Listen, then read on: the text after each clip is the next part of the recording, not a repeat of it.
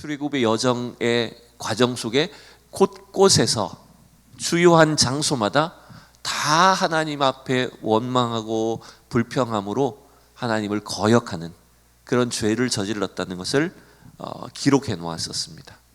그 다음에 여러분 결정적으로 가데스 바네아에서 12정탐꾼을 보냈는데 그들이 하나님 주신 약속의 땅을 믿지 못하고 원망하다가 결국은 광야 40년을 방황을 하게 된 그 결정적인 사건이 가데스 바네아에 있었던 것입니다.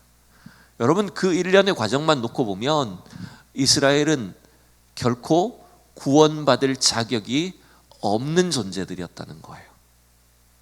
근데 왜 하나님 이스라엘 백성들을 가나안 땅으로 인도하실까요? 여러분 이게 참 역설적인데 우리의 구원이 이런 겁니다. 역설적이게도 구원받을 자격이 없기 때문에 하나님 우리를 구원해 주신 거예요. 우리 힘으로는 구원을 받을 수 없기 때문에 구원을 우리에게 값없이 주시는 겁니다. 값없이라는 게 뭔 말이에요? 우리가 아무 대가를 지불하지 않았다는 걸 말합니다. 그러니까 공짜로 값없이 준 거예요. 왜냐하면 우리에게는 그 구원을 받을 만한 어떤 자격이나 대가도 능력도 없다는 거예요. 그래서 하나님이 일방적으로 자격 없는 자에게 일방적으로 구원의 은혜를 베풀어 주신 겁니다. 그게 참 놀라운 은혜라는 거예요. 그래서 이 모세는 9장에서 이런 이야기를 했었어요. 이스라엘 백성들이 가나안 땅에 들어갈 수 있는 것은 또 그 가나안 족속들을 이길 수 있는 것은 이스라엘 자신의 의의가 아니라는 거예요. 누구의 의의 때문입니까? 하나님의 공의 때문에 그 죄인들을 멸하실 수밖에 없었다는 거죠. 또한 이스라엘 백성들이 가나안 땅에 들어갈 수 있고 구원받을 수 있는 그 비결은 뭐였다는 겁니까? 그것은 바로 중보자, 예수 그리스도를 예표하는 중보자가 누구였습니까? 모세가 있었다는 겁니다. 모세의 어떤 개인의 능력이라기보다는 모세의 역할과 같이 우리를 중보하기 위해서 이 땅에 오신 예수 그리스도의 십자가 사역, 지금도 우리를 위해서 기도하시는 중보자 되시는 예수님 때문에 우리는 자격이 없지만 구원에 이르게 된다는 것입니다. 여러분 믿습니까? 여러분 이 신구약 성경 전체를 통틀어서 구원이 얼마나 우리에게 놀라운 것인지를 성경은 명확하게 우리에게 가르쳐주고 있습니다. 자, 오늘 이 10장의 말씀은 그래서 이 앞선 9장의 내용이 아직도 이어지고 있는 걸 볼 수가 있어요.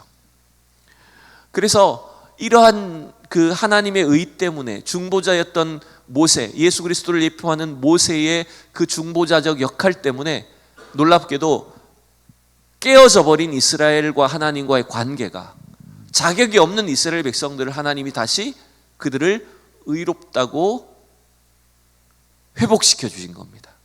그래서 오늘 10장은 이스라엘과 하나님과의 관계가 회복된 걸 여러분 보여주는 거예요. 자, 여기서 하나 퀴즈를 한번 내볼게요. 지금 어려운 퀴즈를 맞출 수는 쉽진 않겠지만 일단 오늘 우리가 본문을 읽었으니까 10장의 말씀을 읽었으니까 한번 여러분들이 맞춰보세요. 자, 분명히 9장에서는 하나님과 이스라엘 백성들의 언약 관계가 깨어져 버렸어요. 깨어졌는데 10장으로 넘어오면서 그 관계가 이제는 다시 회복되었다라고 하는 것들을 보여주는 물건이 있다면 뭐가 있을까요? 권사님이 어느 정도 맞추셨어요? 크게 말씀해 보세요. 십계명이 어디 새겨져 있어요? 그렇죠. 두 돌판에 십계명을 새겨주셨죠. 그 두 돌판이 뭐라는 거예요? 처음 돌판은 깨어져 버렸지만 결국 그것처럼 이스라엘과 하나님과의 관계가 끊어진 것과 같지만 10장으로 넘어와 보니까 하나님 그걸 어떻게 해주세요? 다시 만들게 하시고 처음 것과 같이 그 두 번째 돌판도 똑같은 어떤 그 효력, 똑같은 물건으로 인정해 주신 거예요. 자, 본문을 한번 볼까요? 1절에서 5절을 다시 읽어봅시다. 제가 넘길게요. 자, 1절부터 5절 시작. 그때 여호와께서 내게 이르시기를 너는 처음과 같은 두 돌판을 다듬어 가지고 산에 올라 내게로 나오고 또 나무괴 하나를 만들라. 여러분, 처음 돌판은 누가 만들어 주신 거예요? 모세가 만든 건 아닙니다. 처음에 주신 돌판은 하나님이 만드셨던 거예요. 근데 두 번째 돌판은 누가 만들어요? 그렇죠. 모세가 만들어요. 그러니까 이게 엄밀하게 말하면 같을 수가 없어요. 처음 돌판과 두 번째 돌판은 절대로 같을 수가 없는 물건이에요.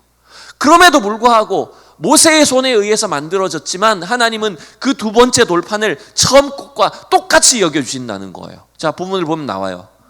내가 깨뜨린 처음 판에 쓴 말을 내가 그 판에 쓰리니 너는 그것을 그 궤에 넣으라 하시기로. 3절 읽으세요. 시작.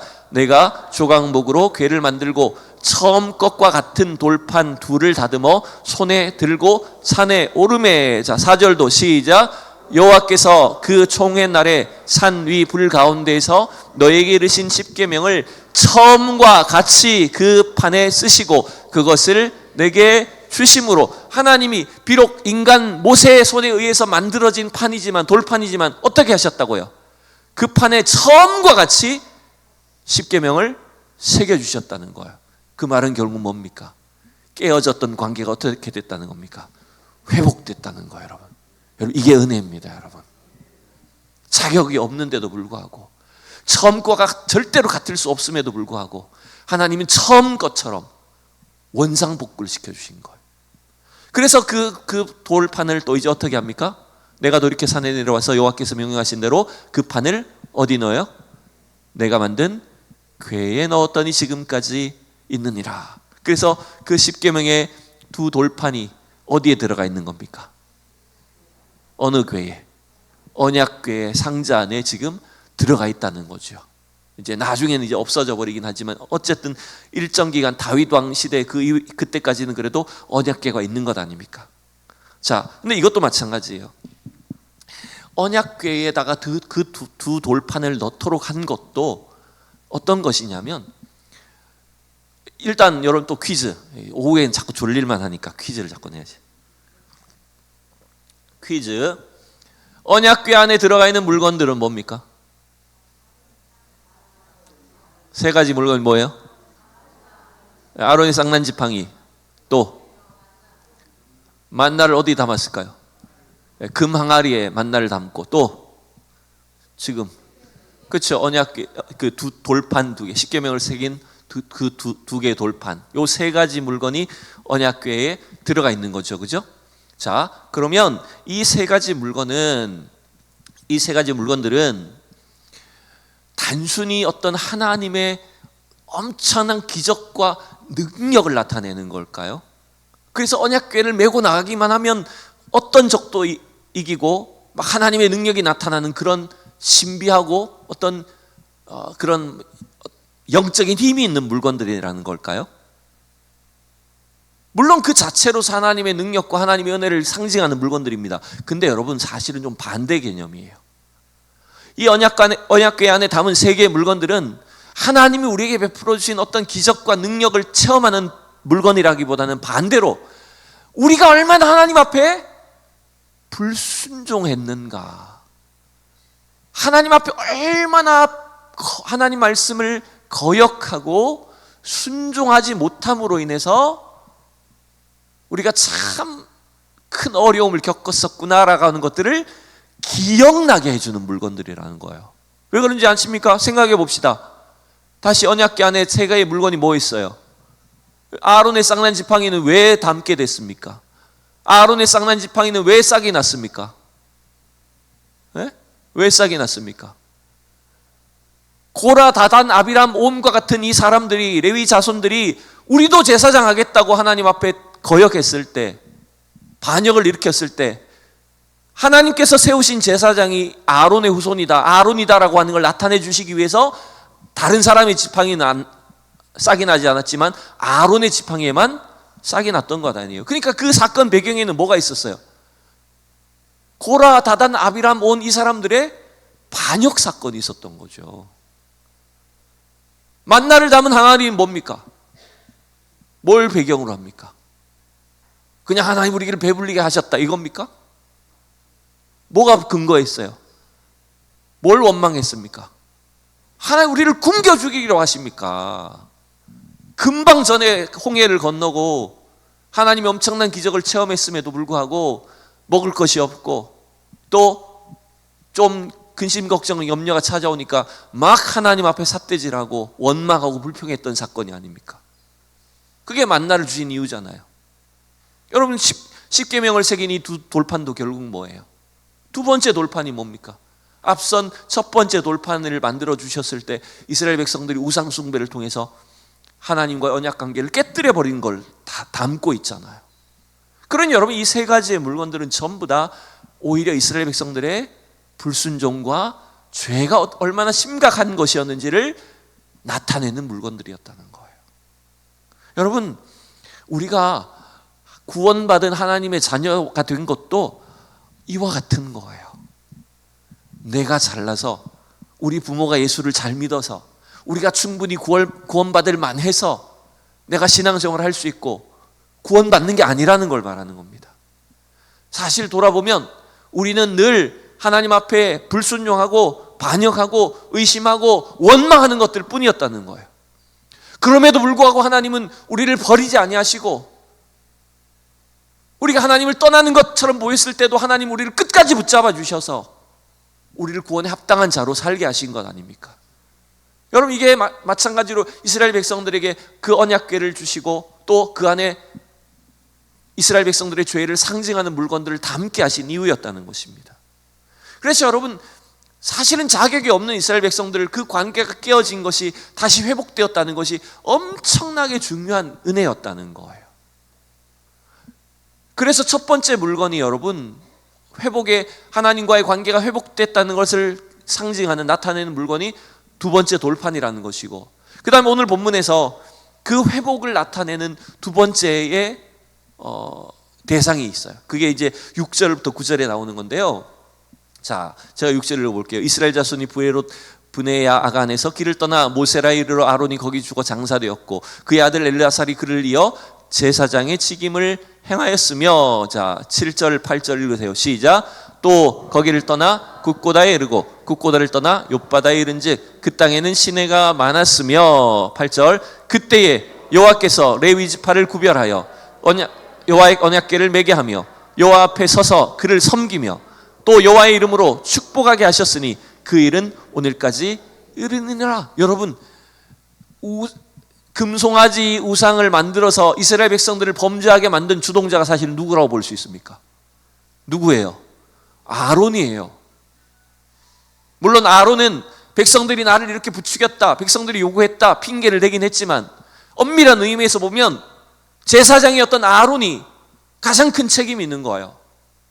아론과 또 레위 지파가 어쩌면 그들에게 주신 하나님의 사명을 날려버린 거예요. 근데 어떻게 된 겁니까? 하나님과의 깨어진 관계가 회복되었다는 것이 오늘 10장에서는 어떻게 나타납니까? 아론과 그의 아들들 제사장들에게 또 레위 지파에게 뭘 하게 하셨어요?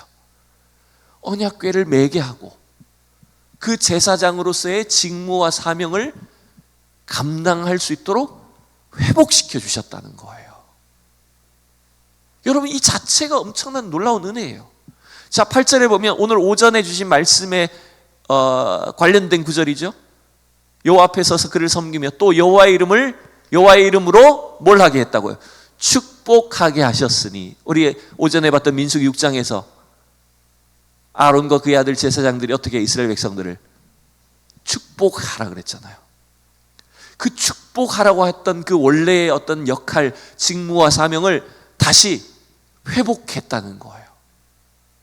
그게 여러분, 이스라엘 백성들이 하나님과의 깨어졌던 언약의 관계가 다시 회복됨으로 인해서 이들이 이제 약속의 땅에 들어갈 수 있는, 약속의 땅에 들어가서 하나님의 백성으로 살 수 있는 그 근거가 마련됐다는 거예요.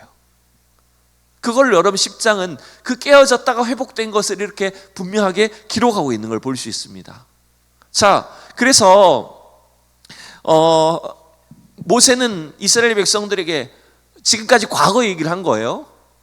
엄밀한 의미에서는 과거에 있었던 일들을 9장 10장에 걸쳐서 이야기한 건데, 이렇게 과거의 역사가 주는 교훈을 바탕으로 해서 앞으로 가나안 땅에 들어가서 살게 된 이스라엘 백성들이 그러면 구체적으로 지켜야 될 명령들이 무엇인가라고 하는 것들을 쭉 앞으로 설명하게 될 겁니다.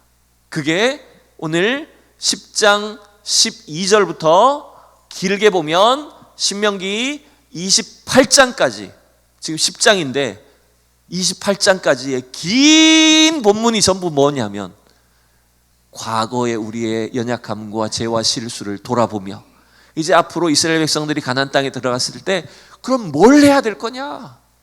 그 땅에서 어떻게 살아야 될 거냐? 그거를 하나하나 가르쳐 주시는 설교예요. 그래서 여러분 이 긴 시선으로 바라보면 28장까지가 전부 다 모세의 한 편의 설교입니다. 설교 지금 제가 30분 해도 지겨워 죽을 것 같죠? 근데 여러분 28장까지 모세가 설교하려면 이거 며칠 걸렸을까요? 아마 한 달 가까이 걸렸을 거예요. 그 긴 내용을 지금 이야기하는 겁니다. 그래서 우리가 이 길고 지루해 보이지만 이거를 집중해서 보면 어디에 강조점이 있구나, 어디에 지금 모세가 하나님의 명령을 주고 있구나라고 하는 것들을 발견할 수가 있는 거예요. 그래서 오늘 10장은 이제 요약합니다. 10장은 28장까지 주어질 그 긴 설교에, 긴 명령에 엑기스가 10장에 있는 겁니다. 엑기스 좋아해요, 안 좋아해요? 엑기스가 뭐예요, 여러분? 네? 진액이에요? 염소 진액이에요? 네. 엑기스는 여러분 말 그대로 달인 거잖아요, 그죠? 네. 아주 졸여서 아주 그냥 그 진액만 나오도록, 핵심만 나오도록 만드는 게 엑기스예요, 진액이에요. 그것처럼 앞으로 28장까지 쭉 길게 설교할 모세의 그 설교 내용을 쪼리고 요약하면 가장 핵심적인 것이 오늘 10장에 먼저 주어진 거예요. 자, 그 두 가지를 이제 살펴봅니다. 첫 번째, 28장까지 긴 설교의 엑기스, 첫 번째 엑기스가 뭐예요? 하나님을 사랑하라. 이게 엑기스예요. 자, 말씀을 볼게요. 12절부터 16절까지 읽습니다. 좀 긴 본문이지만 여러분 좀 말씀을 읽을 때 집중해서 읽어보세요. 자, 시작. 이스라엘아, 내 하나님 여호와께서 내게 요구하시는 것이 무엇이냐? 곧 내 하나님 여호와를 경외하여 그의 모든 도를 행하고 그를 사랑하며 마음을 다하고 뜻을 다하며 내 하나님 여호와를 섬기고 내가 오늘 내 행복을 위하여 내게 명하는 여호와의 명령과 규례를 지킬 것이 아니냐? 하늘과 모든 하늘의 하늘과 땅과 그 위의 만물은 본래 내 하나님 여호와께 속한 것이로되 여호와께서 오직 내 조상들을 기뻐하시고 그들을 사랑하사 그들의 후손인 너희를 만민 중에서 택하셨음이 오늘과 같으니라. 그러므로 너희는 마음의 할례를 행하고 다시는 목을 곧게 하지 말라. 아멘. 여러분, 오늘 이 긴 설교에 모세가 전하는 이 신명기의 율법의 첫 번째 엑기스가 뭐라고요? 하나님을 사랑하라는 거예요. 그래서 우리가 앞에 봤지만 12절과 13절에 보면 여호와 하나님을 경외하고 내 마음을 다하고 뜻을 다하여 하나님을 사랑하라라고 했습니다. 여러분, 그래서 이것은 우리가 하나님을 어떤 두려움의, 어떤 미지의 신을 두려워하는 대상으로 그렇게 겁을 내라는 뜻이 아니라 그 하나님이 얼마나 좋으신 분인지, 하나님이 우리에게 행하신 일들이 얼마나 위대하고 놀라운 일인지, 그 구원을 내가 체험한 것으로 인해서, 내가 직접적으로 구원의 은혜를 누린 것으로 인해서 하나님이 얼마나 사랑스럽고 귀한지, 그 하나님과의 친밀한 관계를 날마다 누리고 경험하라는 거예요. 여러분, 그 할례를, 마음의 할례를 행하라는 표현은 여러분 신약에도 나왔었는데 사실은 이스라엘 백성들에게 이미 주어졌던 말씀이라는 거죠. 이스라엘 백성들이 착각하지 말아야 될 것은 우리가 무슨 거룩하게 구별된 백성이다, 우리는 할례 받은 민족이다라고 하는 것, 그것으로 자만하는 일이 아니라는 거예요. 일방적으로 하나님 이스라엘 백성들을 선택해 주신 것이지 그들이 무슨 자격이 있어서 언약 백성이 된 게 아니라는 거예요. 그러니 그 놀라우신 은혜와 사랑을 베푸신 하나님 앞에 마땅히 이스라엘 백성들이 겸손히 주님을 사랑하고 하나님과의 친밀한 관계를 누리는 그 은혜, 그게 바로 이 앞으로 주어질 긴 설교 율법의 첫 번째 핵심이라는 거예요. 여러분, 언뜻 생각하면 우리가 레위기나 민수기나 신명기에 나오는 많은 율법이나 규칙들을 보면 어떤 생각이 듭니까? 어우, 답답해. 왜 이렇게 답답하게 만드시지? 왜 이렇게 까다로우시지? 이런 생각이 들게 되지 않을까요? 가끔 자녀들이 엄마 아빠 아래서 이제 점점점 자라다 보면 초등학교, 중학교 이렇게 거쳐가면서 아이들이 점점 짜증을 내기 시작합니다.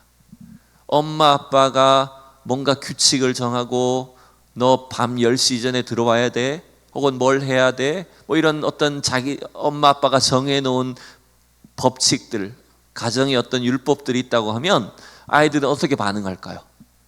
점점점 어떻게 생각합니까? 우리 엄마 아빠는 왜 이렇게 나를 귀찮게 하지? 왜 이렇게 나를 이렇게 답답하게 만들지? 예진이에서는 그런 생각을 할 때 있었어요, 없었어요?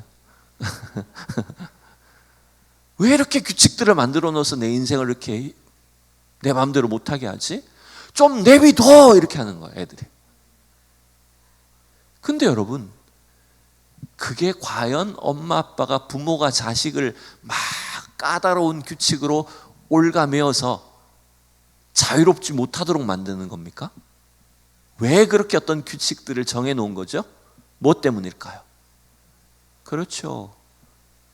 부모가 이 자녀를 조금이라도 잘못되지 않도록 하기 위해서 부모는 어떻게 해서든지 자녀를 지켜야 되고 보호해야 돼요. 그게 부모의 사랑이에요.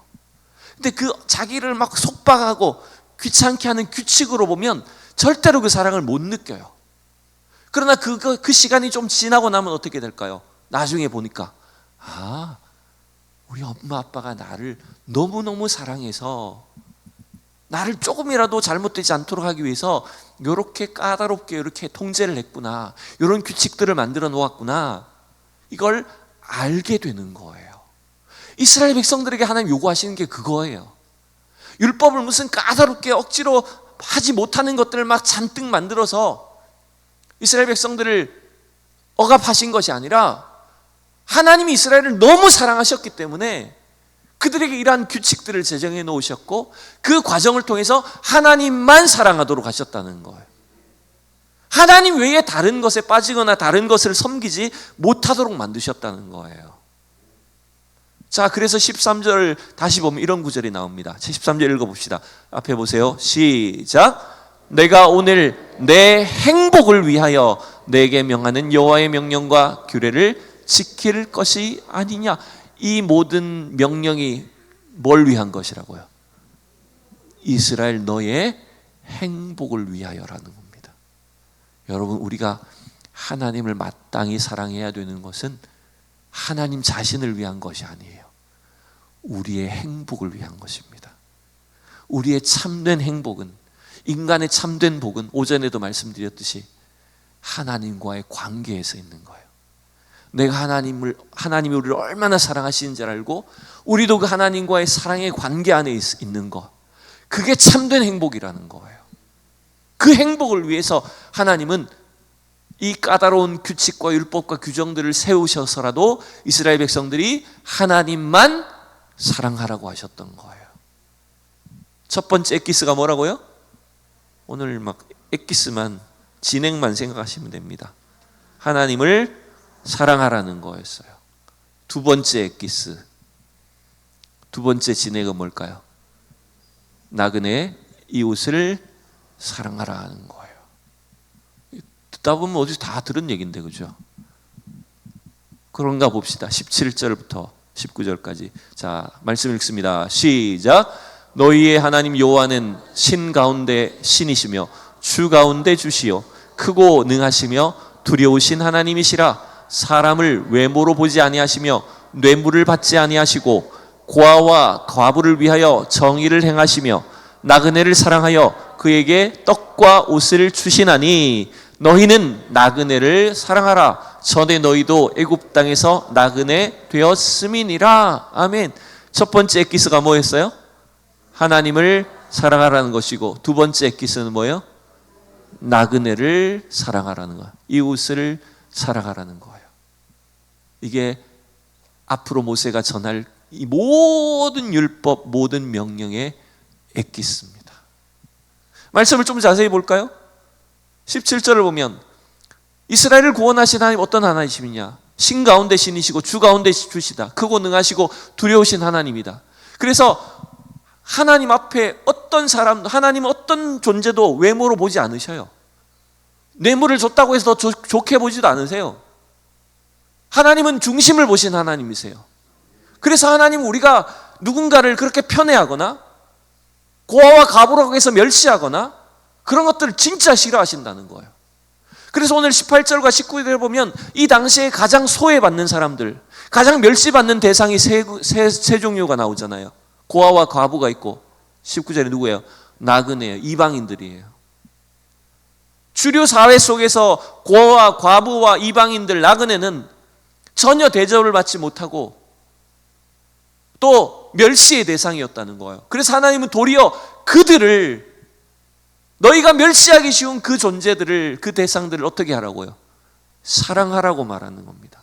이게 하나님이 주시는 율법, 명령의 두 번째 엑기스라는 거예요. 왜 그런지 압니까? 하나님이 그들을 사랑하시기 때문이라는 거예요. 여러분 이걸 기억합시다. 우리가 내가 참 사랑하기 힘든 존재, 아침에도 말씀드렸지만 여러분 우리가 대인관계를 잘하려면 세 가지 잘해야 된다고 그랬잖아요. 어떻게 해야지? 아는 것을 잘해야 되고요, 이해하는 것 잘해야 되고, 또 이해가 안 되는 존재는 사랑해야 된다는, 사랑의 대상이 돼야 된다는 거예요. 근데 우리는 내가 알고 싶지도 않고 이해가 되지 않으면 도무지 막 밉기만 하고 사랑할 수 있기는커녕 이게 무슨 내가 참 감당하기 싫은 존재가 참 많은 거예요. 근데 여러분 하나님은 고아와 과부와 같고 나그네와 같고 이방인과 같은 우리를 사랑하셔서 구원하셨다는 걸 기억해야 돼요. 그 멸시의 대상이 되는 존재가 바로 우리 자신이었다는 거예요. 그래서 이스라엘 백성들이 그걸 가르쳐 주세요. 22절 보실래요? 22절 읽읍시다. 애굽에 내려간 내 조상들이 겨우 70인이었으나 이제는 내 하나님 여호와께서 너를 하늘의 별과 같이 많게 하셨느니라. 여러분 야곱의 가족들이 애굽에 내려갈 때 몇 명이었다고요? 70명이었어요. 대가족이긴 했지만 70명이면 애굽 사람들 입장에서는 70명은 어떤 존재입니까?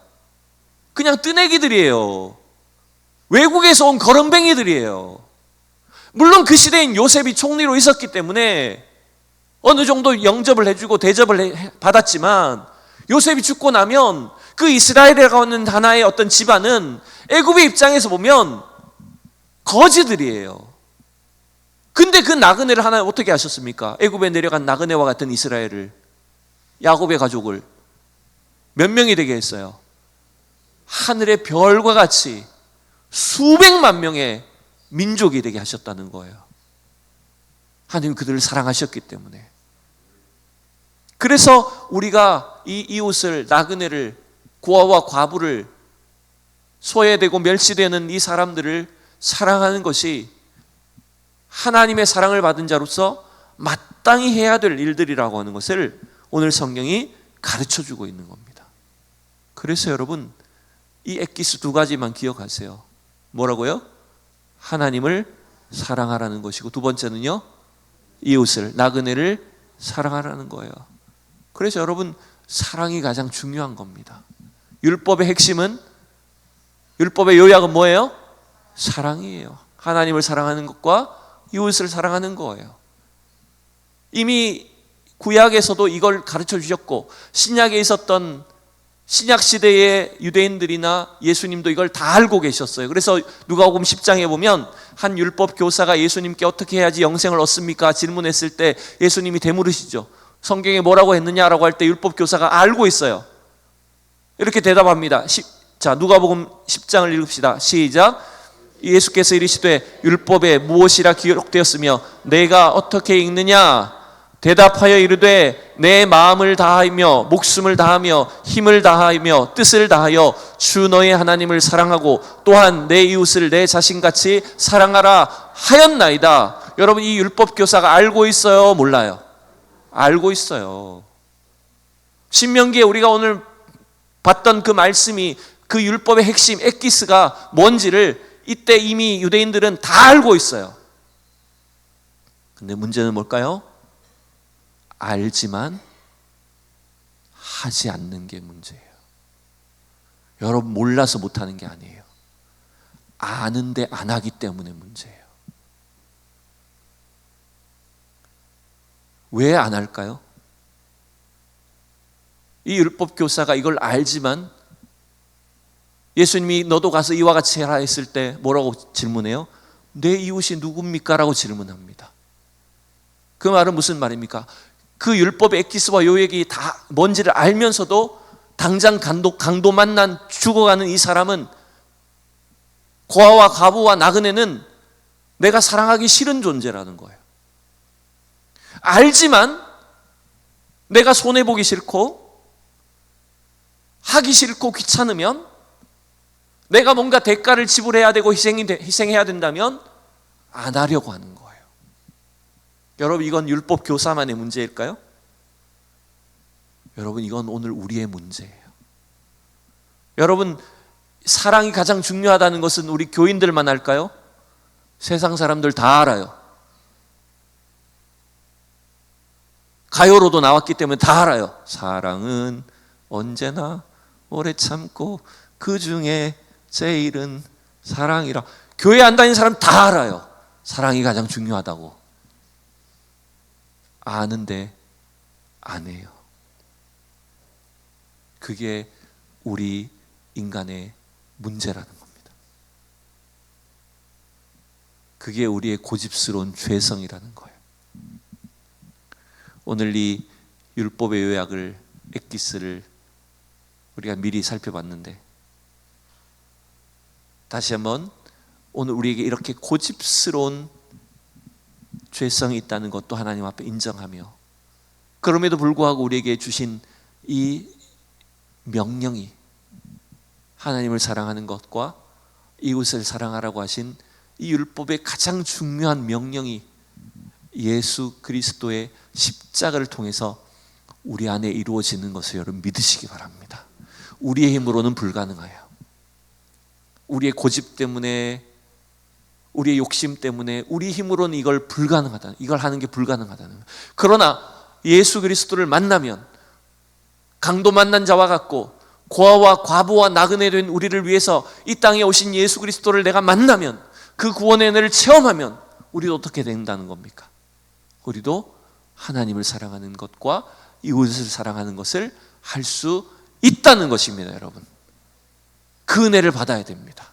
그 은혜가 우리에게 필요합니다. 그래서 여러분, 그 하나님의 사랑의 명령을 따라서 오늘 오전에 받은 말씀처럼 축복하는 무릎이 되시고, 축복하는 눈이 되셔야 됩니다. 축복하는 입이 되셔야 됩니다. 축복하는 손이 되시고 축복하는 발이 되셔야 됩니다.